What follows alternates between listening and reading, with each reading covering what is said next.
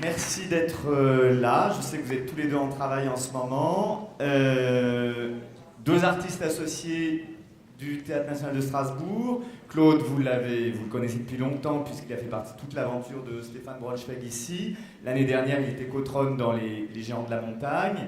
Nicolas, vous avez vu ou pas, ce travail en tout cas étonnant qui était, d'après Paul Celan l'année dernière, le Méridien, mais vous aviez vu Nicolas aussi précédemment dans le Misanthrope, monté par Jean-François Sivadier, ici même. Donc on va commencer avec toi, Claude. Tu étais venu présenter ici des arbres à abattre, je crois. Donc c'est un retour ou la suite d'un compagnonnage fort avec cette écriture de Thomas Bernhardt. C'est un spectacle que tu inities, que tu mets en scène, que tu interprètes, qui a un titre extraordinaire, hein. Le froid augmente avec la clarté, c'est quand même très très beau. Pourquoi ça s'appelle comme ça déjà? C'est assez mystérieux aussi pour moi, dans le sens où c'est un discours que Bernhardt avait tenu en 65, quand il avait reçu un prix littéraire, où c'était à la fois assez énigmatique, où il parlait qu'on allait dans de plus en plus de froid, donc de plus en plus de clarté, et créant une zone de trouble et de contraste par rapport à une écriture qui, au contraire, pour moi, qui m'a toujours paru, en tout cas c'est pour cela que je l'aime, une écriture au contraire très chaude et quasiment brûlante, quoi. Et comme si la lucidité ou la clarté sur le monde amenait davantage de froid et tout ça. Donc ça m'a donné envie de donner ce titre et aussi peut-être même d'écrire une scène qui serait une sorte de synopsis à ce spectacle, qui va traiter de deux romans des récits autobiographiques de Bernhardt, qui sont les deux premiers romans autobiographiques. Il en a écrit 5.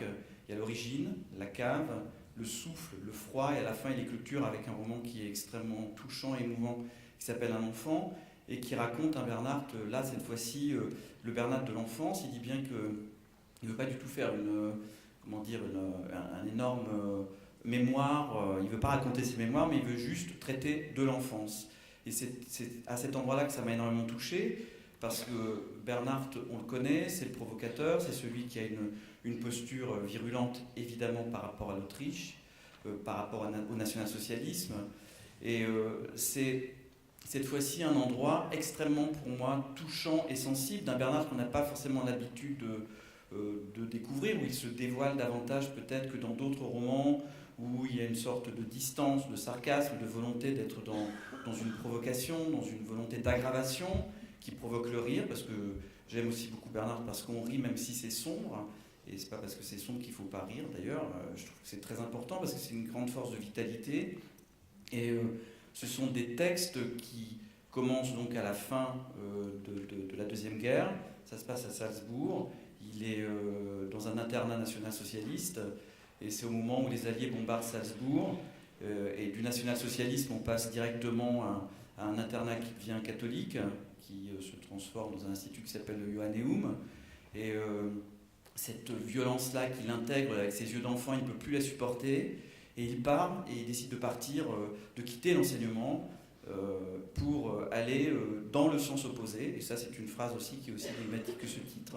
Qu'est-ce que ça veut dire aujourd'hui d'aller dans le sens opposé? Et il va au fin fond de la banlieue de Salzbourg, dans une banlieue qu'on appelle l'enfer, qui est l'endroit de tous les rebuts de la société. Et c'est là qu'il décide de se rendre utile. Donc aller dans le sens opposé, se rendre utile, sans jamais perdre son amour de l'art, qui le maintient aussi en vie.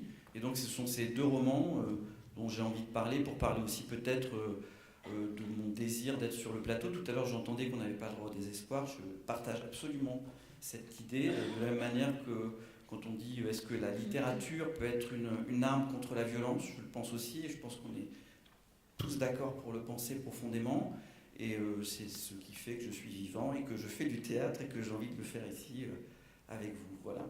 Qu'est-ce que c'est la singularité aussi du spectacle? C'est le lien peut-être avec Nicolas, le lien souterrain que vous pouvez avoir. Tu joues comme acteur avec Stéphane Braunschweig, avec d'autres metteurs en scène, tu as ce parcours-là, et puis tu as cette nécessité d'avoir des échappées, de construire des spectacles à partir d'un désir profond d'acteur, comme finalement Nicolas le fait d'une manière complètement différente, dans les aventures qu'il fait avec Jean-François Sivadier et à côté dans les aventures qu'il initie. Qu'est-ce que c'est pour toi l'importance de ça, de ce rapport? C'est-à-dire, je dirais que j'ai un plaisir fou à incarner des rôles, des personnages, de me plonger dans des projets où on me prend parce qu'on rêve sur moi, sur tel rôle ou tel autre. Et il y a un moment où j'ai comme envie de me recentrer ou de me retrouver. Là, je vais le faire avec d'autres acteurs évidemment, mais c'est comme si ces textes, ça peut être aussi une musique dont j'ai envie de parler, comme Ravel par exemple, c'est-à-dire c'est de retrouver des endroits de centrage pour moi-même, peut-être pour me réalimenter avec mes propres rêves, mes propres désirs de littérature. Aussi une autre manière aussi de voir le plateau, parce que d'un seul coup je me mets à avoir ce désir de diriger d'autres acteurs, et ça me renvoie quelque chose aussi sur mes fragilités, sur mes peurs, de voir aussi mes peurs autrement, parce que je vois des peurs en face de moi, des acteurs que je dois diriger, des acteurs ou des actrices, et ça me questionne aussi sur mes propres failles, mes zones de blessure, parce qu'en fin de compte, être sur un plateau, des fois, c'est de cela dont on traite aussi, quoi. Voilà, c'est à peu près à ces zones-là. Je ne sais pas si j'ai répondu à ta question. Oui, je crois. Le chemin, là, tu parlais de ces 2 romans, le chemin de l'adaptation. Oui, alors, j'ai pas du tout... C'est vrai qu'il y a une succession de scènes, évidemment. C'est un récit, il y a du descriptif, même si Bernard dit une chose très belle. Il dit qu'en fin de compte, il n'écrit pas sur des paysages réels, mais toujours sur des paysages intérieurs.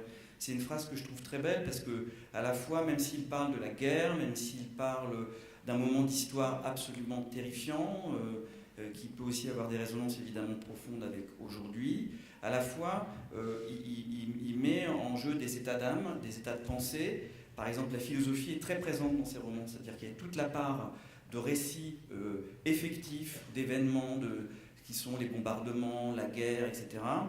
Mais il y a toujours des échappées dans Montaigne, par exemple, qui est... Moi, je trouve que Bernard, pour moi, c'est une sorte de Montaigne d'aujourd'hui. Enfin, je sais pas, il y a quelque chose de montagnien. Il n'arrête pas de citer Montaigne.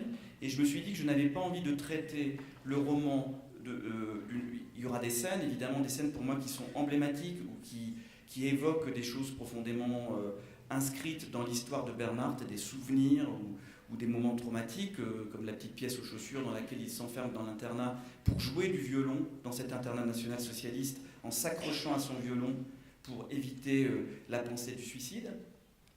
Et j'ai aussi envie, d'une certaine manière, qu'il y ait des zones qui soient beaucoup plus, je dirais, abstraites, où il soit, en fin de compte, j'ai pris 4 acteurs avec moi. Il y a Annie Mercier, il y a Thierry Bosc, il y a Pauline Norillard qui était élève ici, qui je crois était le groupe 34 si je ne me trompe, et j'ai également emmené avec nous un jeune acteur qui sort de l'ERA qui s'appelle Florent Pochet. Donc j'ai voulu métisser un peu les générations et me dire qu'en fin de compte Bernard il est autant féminin que masculin. Bernard ça va être Annie Mercier, Bernard ça va être Thierry Bosc, Bernard ça va être Florent Pochet, et Bernard, ça va être Pauline Norillard. C'est comme si, en fin de compte, je ne vais pas les habiller tous pareils, ça ne va pas être les frères Jacques ou quoi que ce soit. Hein. Mais je veux dire, j'ai envie de travailler sur le fait que, d'une certaine manière, ils portent tous une facette de ce Bernard qui est multifacette, on le sait bien, mais peut-être qu'il y en aura un qui sera beaucoup plus, je dirais, poreux à certaines émotions, certaines choses. Enfin, j'ai envie de faire, en fin de compte, plusieurs Bernard. Vous voyez ? C'est comme si, dans ma tête, je vois...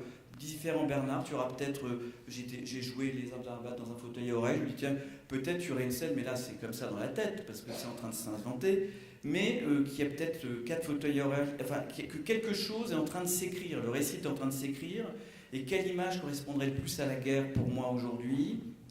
C'est peut-être pas forcément un déploiement d'images qui correspondrait à ce que l'on voit actuellement, c'est peut-être dans un micro-événement, enfin voilà, je sais pas, je vais arrêter de... Voilà. Mais en fin de compte, voilà, c'est l'idée que c'est 4 ou 5 Bernard, qu'on démultiplie la figure de l'écrivain, voilà, que l'écriture régénère, et un écrivain, c'est 1 et 100 000, quoi. C'est ce qui fait qu'on le lit, et chacun a son Bernard. C'est pour ça, quand il dit mon Montaigne, mon Pascal, mon Gogol, il s'approprie ces auteurs comme s'ils étaient une sève, comme s'ils étaient pratiquement ces amants de lecture, ces amants de passion qui le nourrissent. Et moi, je dis mon Bernard, mon Ravel, mon Shakespeare, mon amour. Mon amour. Merci, Claude.